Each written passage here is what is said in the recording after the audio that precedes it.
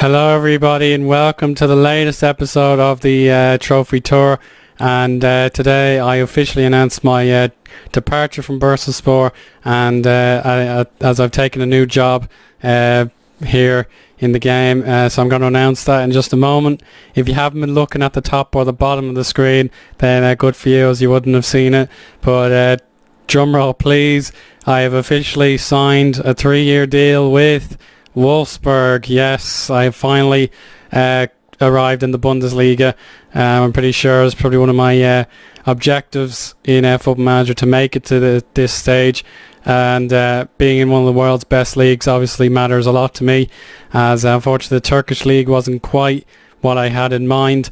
I could have won the title twice if things went my way, but unfortunately it didn't, and we just have to move on. So my experience of speaking German in the Austrian Bundesliga will hopefully make me settle nice and quickly. We have overtaken the Liga BBVA. It's the third best league in the world, just behind the Serie A and the Barclays Premier League, so that's okay. In terms of Bursaspor, a bit of bad news for them, as Brian Wheeler departed for a minuscule sum of 6 million.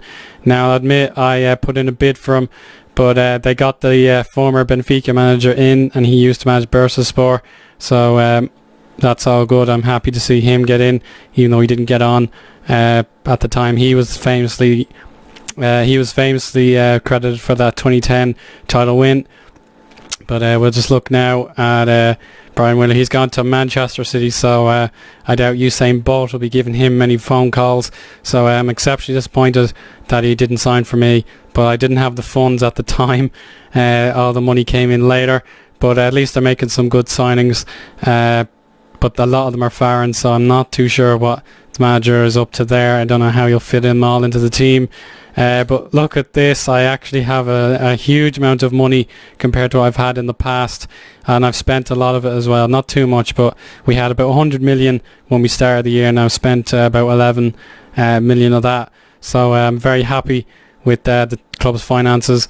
But last year they finished in a very disappointing 9th, so the objective would be to get them back out of mid-table obscurity and into a second place range that they managed in the past. But I remember seeing Romelu Lukaku was once signed for Wolfsburg, and he eventually left. So if I had a player like Lukaku to play with, I'd be very, very pleased. And obviously my motivation for this save is to help teams that very rarely succeed, even though they're pretty good, and Wolfsburg is another example of that, as they've only ever won the Bundesliga once, but that was as recent as 2009, so that's grand. We could hopefully gain them a few more pieces of silverware. But now let's take a look at the team and some of the more notable players before I talk about my transfers. We'll begin with the goalkeeper, Diego Benaglio. Yeah, okay, I think I got it. He's getting on a bit, 35 years old, but he's still very loyal to Wolfsburg. The fans love him, and I'll give him one more season, see how he does, because I don't want to spend money on a goalkeeper who will be good now and then find he can't play ahead of Benaglio and cause a bit of a rift. You'll be surprised to see my best centre-back is the usually unheralded but respected Ryan Shawcross. He was signed by Steve McLaren, who left the club at the end of last season to give me the vacancy, and he's been quite good for Wolfsburg, in fairness to him, after he signed for a whopping 10.25 million. And he's partnered by Danish centre-back Jannik Vestergaard. Now he has a variety of positions, such as left back, but he's mainly a centre back, and he signed from Hoffenheim a few years ago, and hopefully I'll give him plenty of game time, but there's good competition in that position. In terms of our midfield, we've got Tom Treibel. He's a very handy looking player. He wouldn't be capped for the German team anyway, but he was signed from the now relegated Werder Bremen, who I mentioned in the last episode were had a vacancy, but they were relegated, so I decided not to go for them. But it would have been a great job to take in terms of a recovery job, but maybe in the future I'll do that sort of thing. Luis Gustavo's still here, and he's getting on, but he still can provide some sort of business for us. A regen here is Branko Pabor. He's already played 3 times for Croatia, and even though he's just a pure central midfielder, he's got some very impressive stats, and there'll be plenty more from him in future. The right midfield, the only one who was at the team who was any good until I made some signings is Jonathan Schmid. He's on nearly 100 grand a year, so a week. My God, what am I saying? So yeah, he's getting on a bit, but the Frenchman still has plenty to contribute, and he's had some average seasons, but he was a huge signing back in the day. So I will have to make sure we get our money's worth for him. In terms of the other side, there's another good regen called where is he? He's down here, Sousa. Yeah, I have Sousa, he was bought for a few million, and he could be a good player.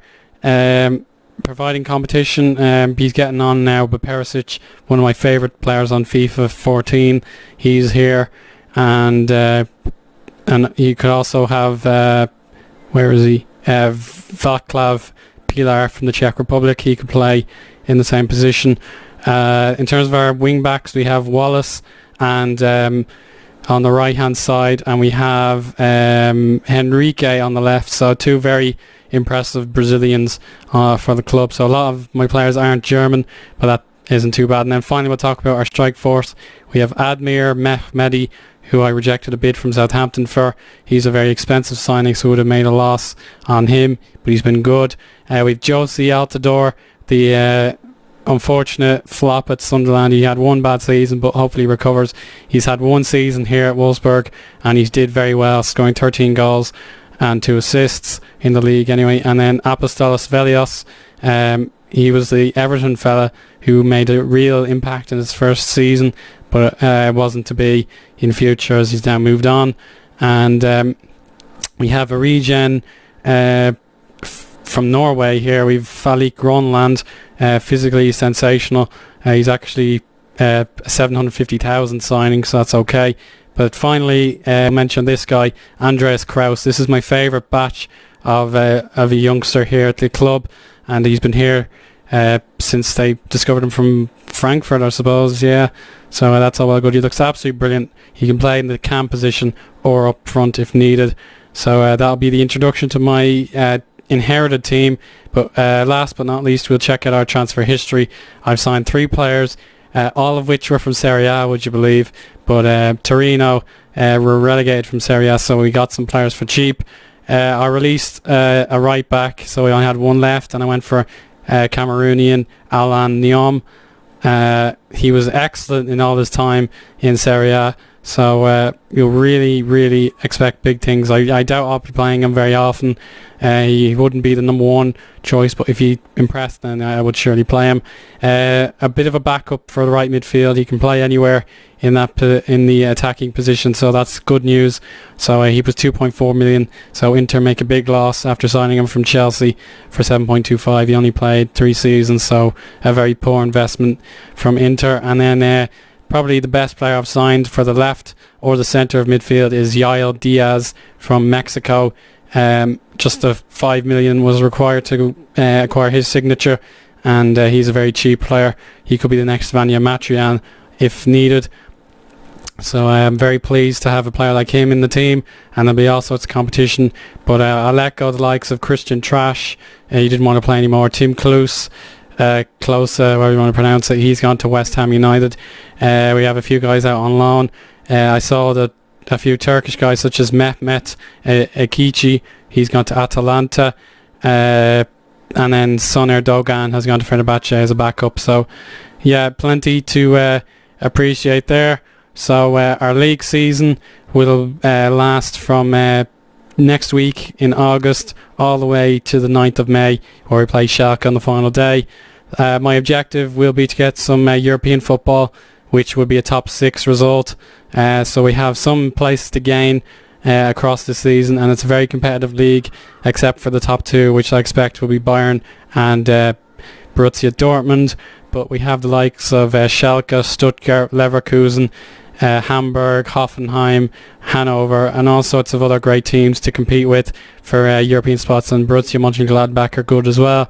So I expect big things this team, but not right away.